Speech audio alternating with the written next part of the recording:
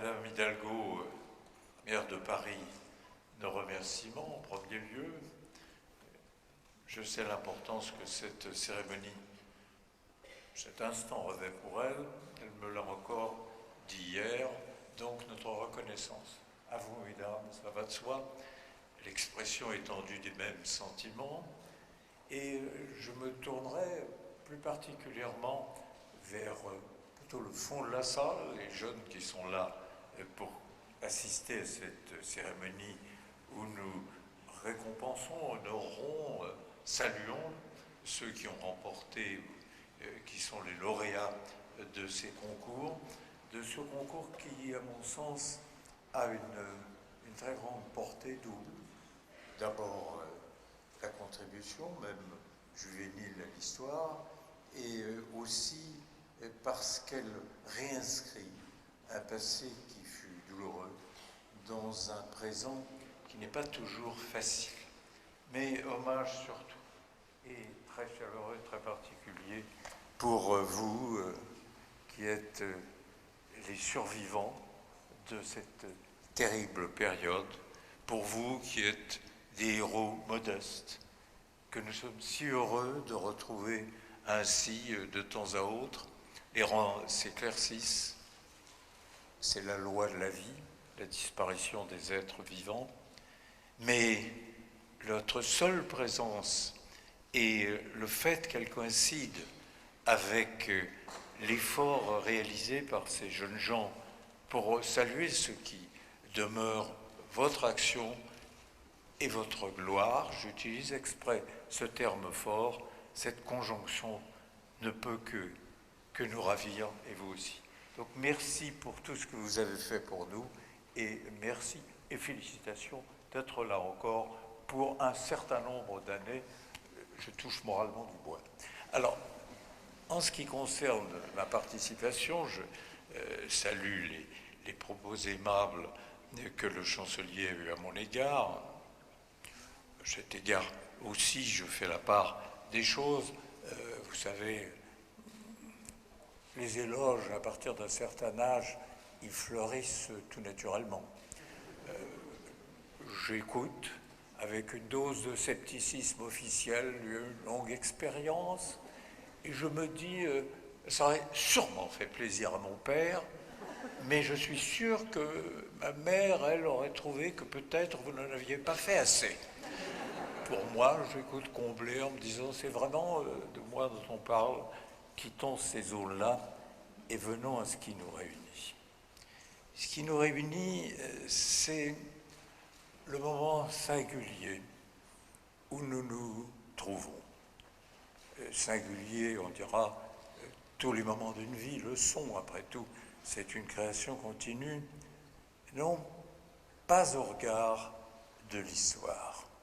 Nous sommes réunis par la commémoration d'événements qui sont intervenus il y a 70 ans de cela. 70 ans. Seulement, déjà, on peut choisir.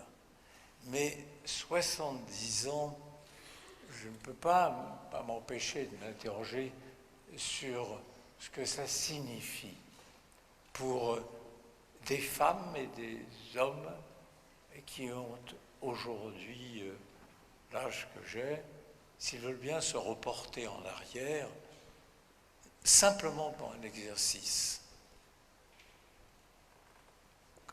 Pensez au moment où vous avez eu 20 ans.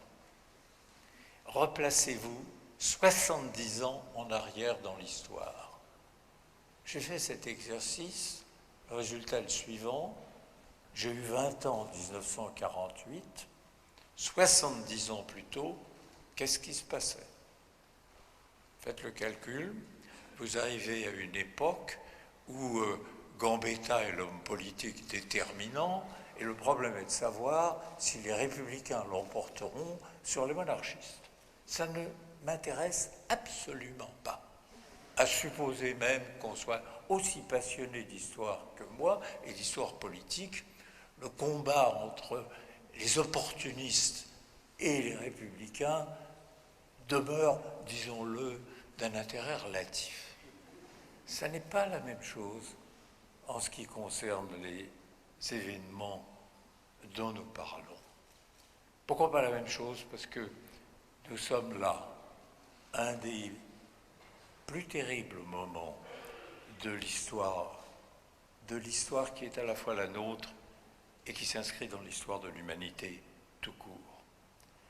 La fin de la Seconde Guerre mondiale, la découverte de ce qui était advenu dans les camps nazis a été, en effet, je pense, pour la sensibilité et la réflexion sur l'humanité, un choc considérable.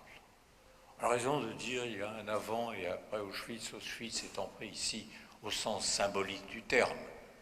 Il y a un moment avant et après la prise de conscience que une des nations les plus civilisées, les plus porteuses de grande culture qui soit, la nation allemande, qui avait donné au cours des siècles précédents, et notamment au cours du siècle qui s'est écoulé entre la naissance de l'Allemagne comme État et la Seconde Guerre mondiale, tant de témoignages d'une grande richesse de pensée, de création, de science, d'art, de musique entre tous les peuples européens.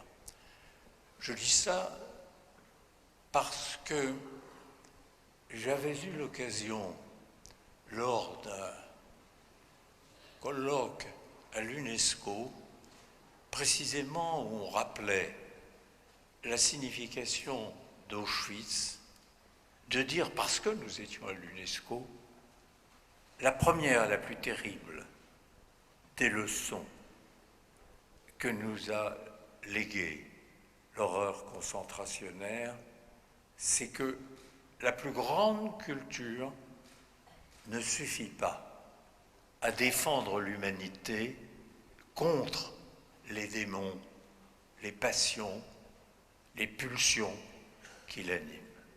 Et qu'ainsi, même un peuple européen qui était doté d'une si grande culture, et on le revendiquait si souvent, n'avait d'aucune manière échappé à la funeste tentation de la barbarie, de l'extrémisme, ici représenté sous les traits les plus hideux du racisme, du fanatisme, de l'antisémitisme. Et que la leçon devait en être tirée pour nous tous, et d'abord au sein des établissements d'éducation, dans le moment où l'on fait prendre conscience aux jeunes de ce que sont les valeurs qu'ils doivent défendre, sous peine de voir périr, sinon l'humanité, en tout cas la civilisation à laquelle nous sommes si attachés. Alors, je dis un instant particulier, pourquoi? Pourquoi? Parce que vous avez d'un côté la mémoire, le travail de fixation de la mémoire, et de l'autre côté, recueillant les fruits de la mémoire et des recherches, l'histoire. Et ce passage de la mémoire vivante à l'histoire, qui ne peut être réalisé que par l'éducation, que grâce aux maîtres de l'université et de l'ensemble du corps des enseignants, ce passage-là, cette transmission du flambeau est d'une importance extrême pour l'avenir de l'humanité. Je le dis à un moment où on débat beaucoup, je sais que la Sorbonne, un certain nombre de mes amis sont présents, à propos de la réforme des études historiques, ce n'est pas le lieu ni le moment d'en parler. Je dirais simplement qu'un peuple qui perd la mémoire, qui devient un peuple amnésique, car c'est ça qui est en jeu dans l'enseignement de l'histoire.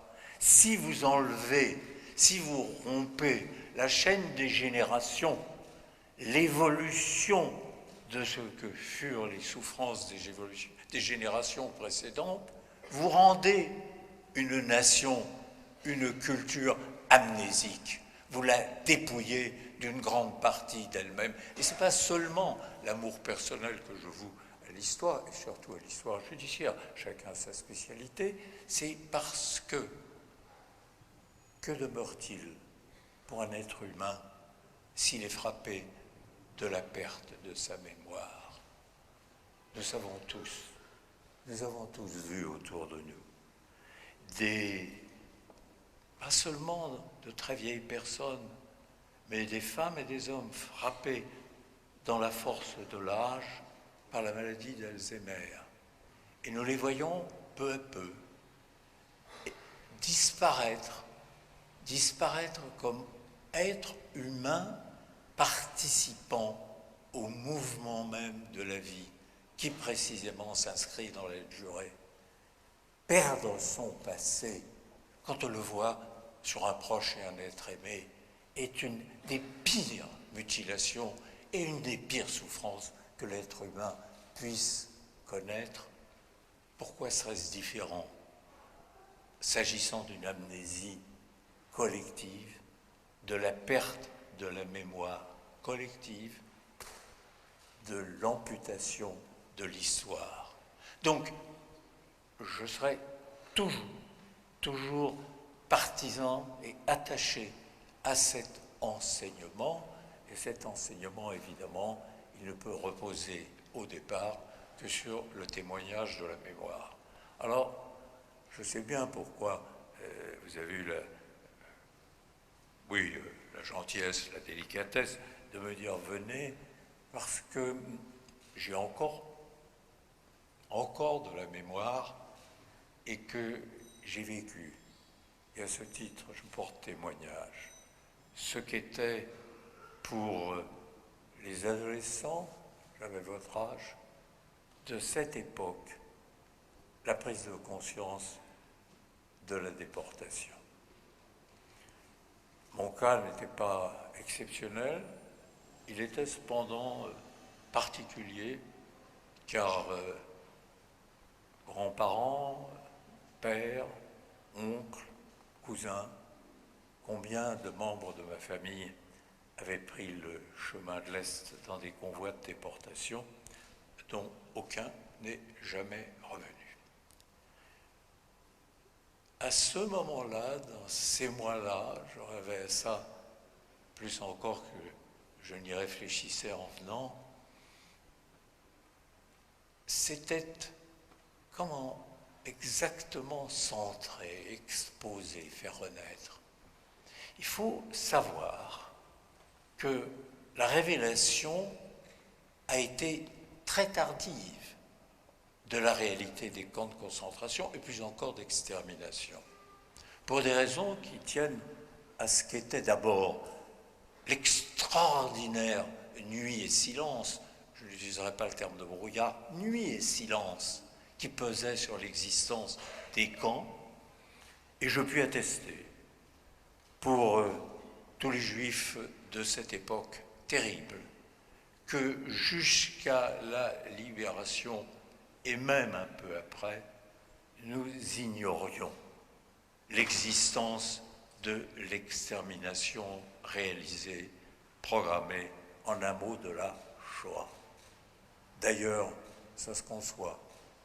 Ça se conçoit parce que quand tel diplomate polonais aujourd'hui célèbre a raconté au juge Frankfurter, le grand ami de Roosevelt, qui animait la Cour suprême des États-Unis, est à l'origine de la création de Nuremberg, ce qu'il avait vu dans le ghetto de Varsovie, l'autre lui a dit, Frankfurter lui a dit, je ne vous crois pas. Comment vous ne me croyez pas? Non, je ne vous crois pas. Et mais pourquoi?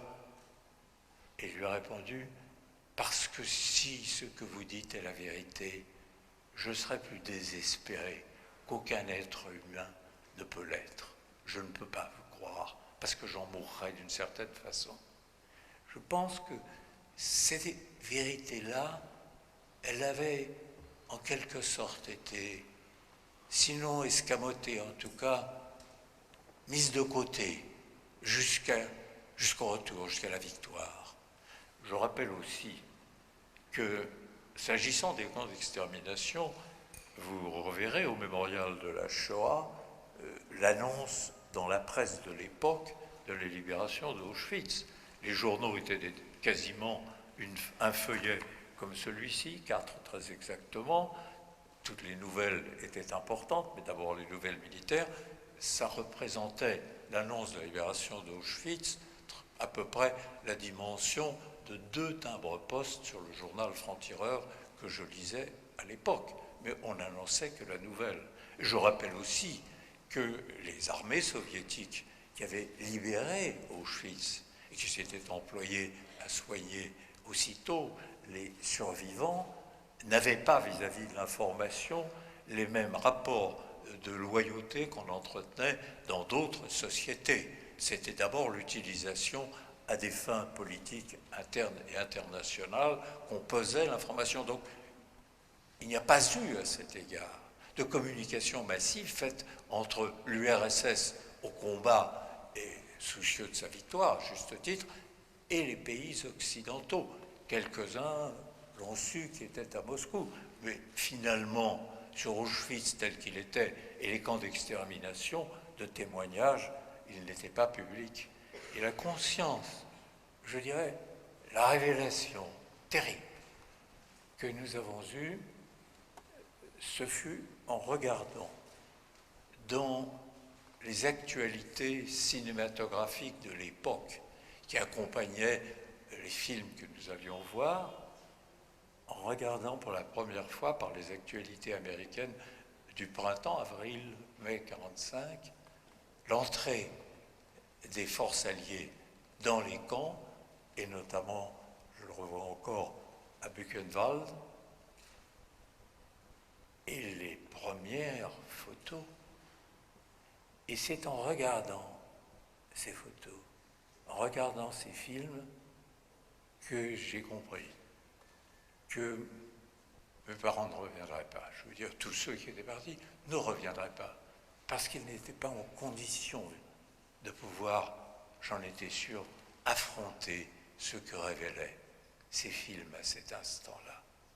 Et aucune, je ne me souviens pas de moments plus cruels, peu que ceux-là. Et j'ai dit à mon frère, il ne faut pas que notre mère voie ça. Et il m'a dit oui, mais elle y avait déjà été, évidemment. C'était à cet égard trop tard. Alors, est venue la suite, que l'on connaît bien, les matins où l'on allait désespérément au Lutetia, dans l'espérance que parmi ceux qui rentreraient, on croit volontiers au miracle, surtout quand on a 16 ans, 17 ans. Et ce qui m'avait le plus saisi, en voyant les survivants des camps revenir, il y avait là l'entrée du Lutetia,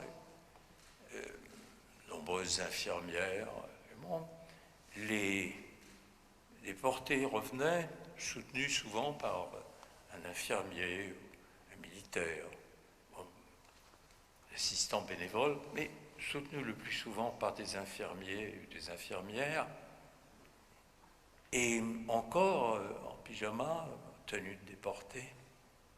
Et les familles attendaient, criaient le nom des membres de leur famille, montraient des photos, et ils ne les regardaient jamais. C'était ça qui m'avait tellement frappé. Au 17, ils ne les regardaient pas. Ils ne voulaient pas. Pour ne pas dire je ne l'ai pas vu, ils ne regardaient pas, ils ne répondaient pas, parce que eux connaissaient la vérité et qu'ils ne voulaient pas être les porteurs d'un message de mort. Car c'était cela, la vérité, le message de mort. Alors, on s'obstine. La nuit, à 17 ans, est toujours bienfaitrice de sommeil. Puis vient l'aube, retourne. On retourne sans espérance véritable, mais avec, au fond de soi, se dire, je ne peux pas déserter, il faut que j'y aille. Je n'avais rien. On retrouvait d'autres qu'on avait vus la veille. On continuait le lendemain. Tout ça était tragique et dérisoire. disons-le, il est difficile de comprendre ce qui s'est passé ensuite. Souvent, vous avez entendu, certains ont entendu, qui sont encore là, le témoignage de déportés, ceux qui étaient rentrés. Et cette espèce d'incommunicabilité dans laquelle ils étaient étrangement prisonniers. C'est un des aspects les plus singuliers, les plus douloureux de cette époque. Ce n'est pas que ceux qui avaient échappé au camp, les survivants par conséquent, ne ressentaient ni l'immensité des souffrances que eux, les déportés, avaient vécues, ni la volonté de vivre, le courage infini que représentait simplement le fait de vivre. J'entends encore l'un d'entre eux me dire « on ne pouvait pas vivre si on ne pensait pas qu'au jour où l'on était en se disant « il faut que j'atteigne le soir ». Demain, on n'y pensait plus et on ne voulait pas y penser. C'était atteindre le soir qui comptait.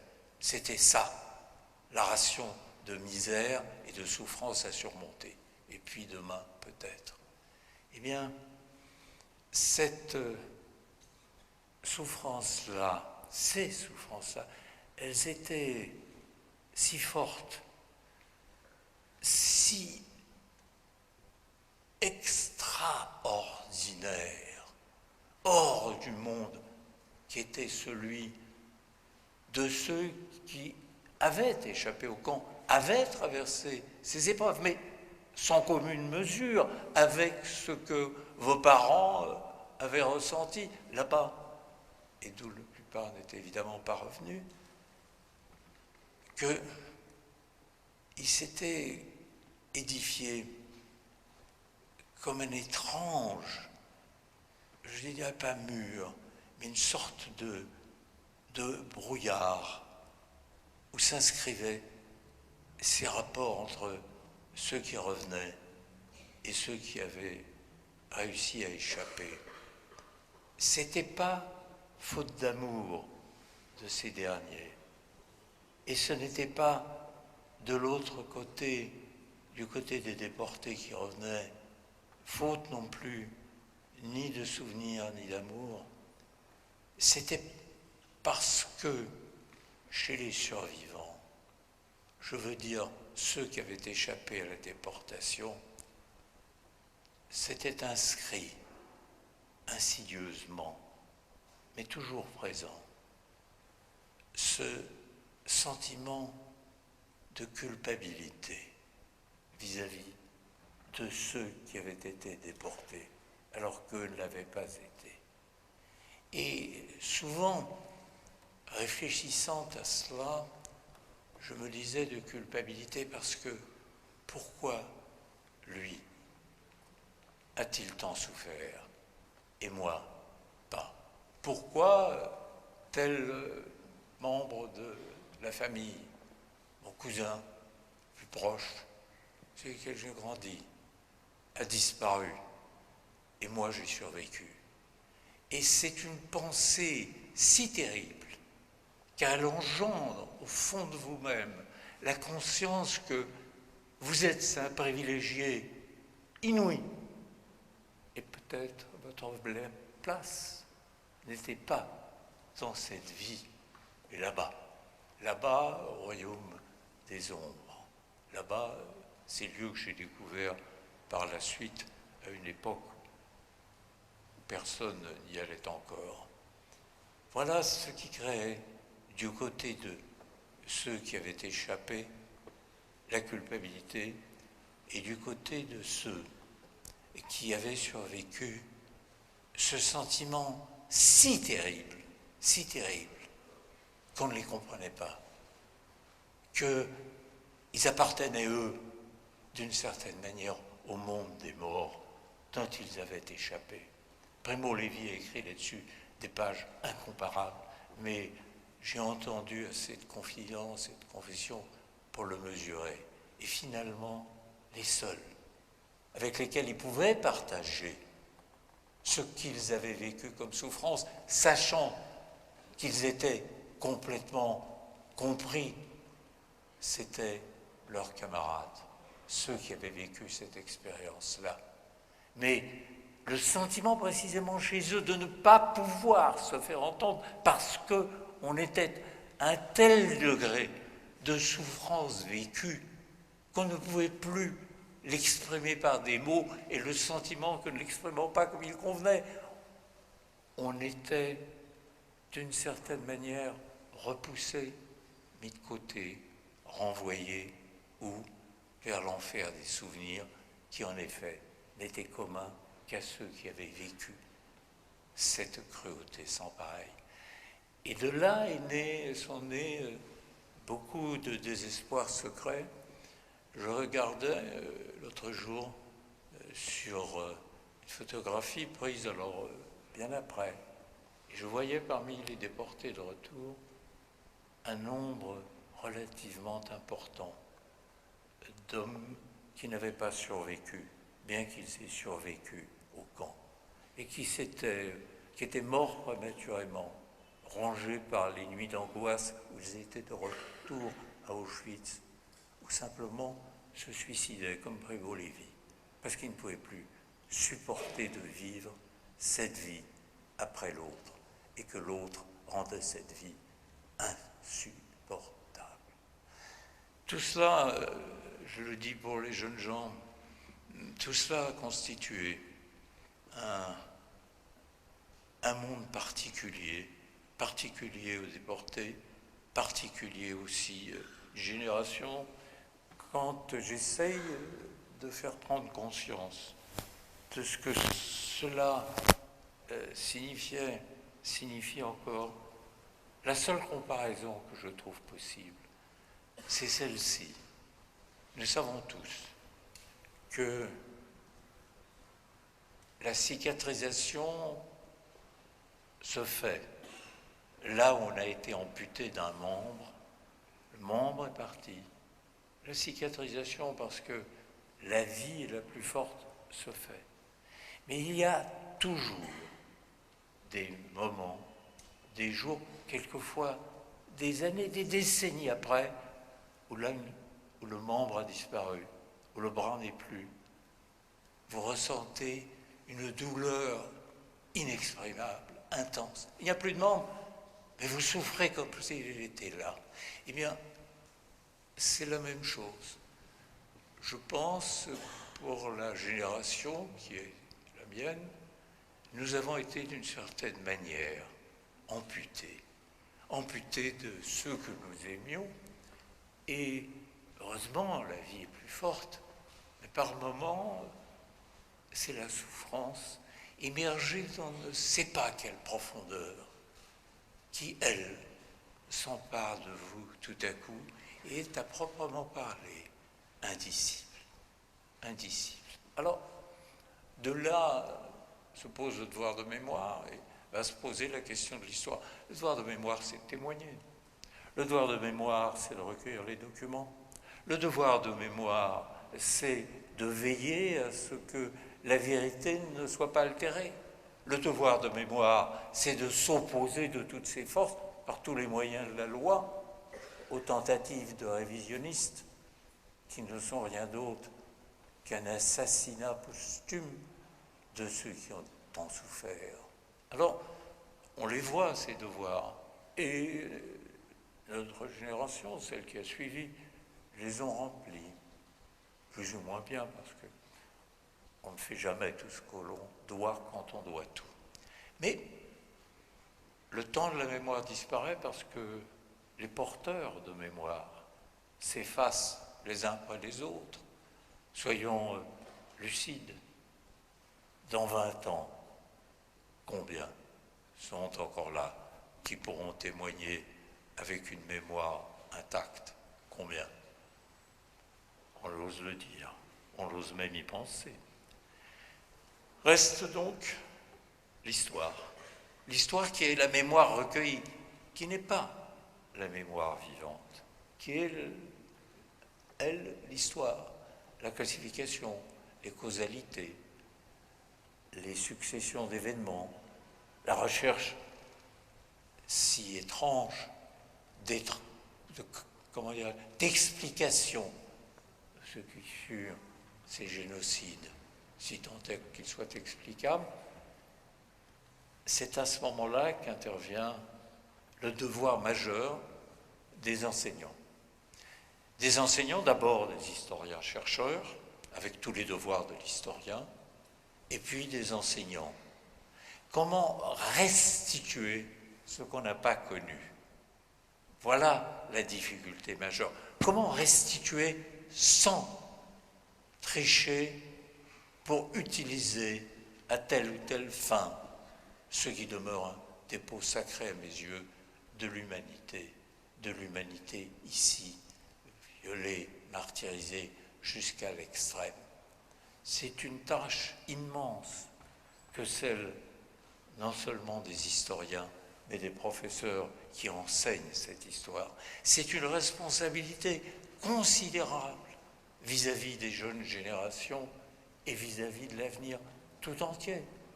Parce que, et je reviens sur ce que je disais tout à l'heure, souhaitons que nous devenions amnésiques de la Shoah. Le souhaitons.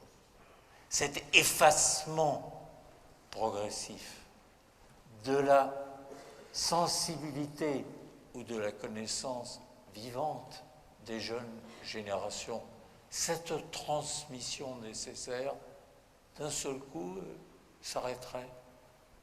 Et les morts, les victimes, disparaîtraient une seconde fois, mais pour toujours. Voilà les enjeux de la mémoire. Et voilà où s'inscrit la grandeur, la noblesse et l'importance de la mission des enseignants. Et c'est pourquoi, et je terminerai là-dessus, je tiens à féliciter les deux jeunes lauréates qui ont obtenu les prix, le premier que j'ai eu le privilège de lire. Je les félicite et je félicite tous les autres lauréats. D'abord parce que ces devoirs, ces contributions sont très, là c'est le vieux professeur qui parle, très bien construites, très bien écrites et très accessibles, le message que ces contributions contiennent. Bravo, comme disent mes amis italiens, bravo, bravo pour ces contributions-là. Donc vous méritez à cet égard tous les lauriers. Même chose pour les autres lauréats. Et puis pour nous tous, je ne demanderai pas le bonnet d'âme, non. Chacun a fait ce qu'il pouvait, mais je demanderai simplement